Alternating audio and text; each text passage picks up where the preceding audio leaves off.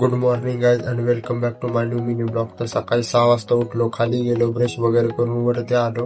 Room मध्ये पोहोचलो, bat, gloves आणि गार्ड घेतले खेळण्यासाठी. हे सगळं सामान घेऊन खाली आलो, शूज वगैरे घातला. शूज वगैरे घालून झाल्यानंतर ग्राउंड कडे जायला निघालो.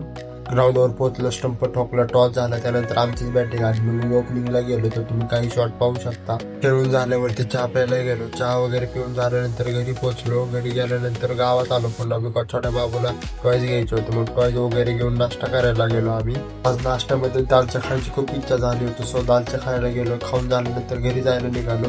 घरी गेलो. घरी गेल्यानंतर स्टडी करत बसलो, बिकॉज मला 2च दिवस सुट्टी असते, त्यामुळे 2 दिवसामध्ये मी स्टडी उरकून घेतो. त्यानंतर खाली आलो तर हे लहान मुली भांडेगोंडी खेळत होते, त्यांच्यासोबत बसलो.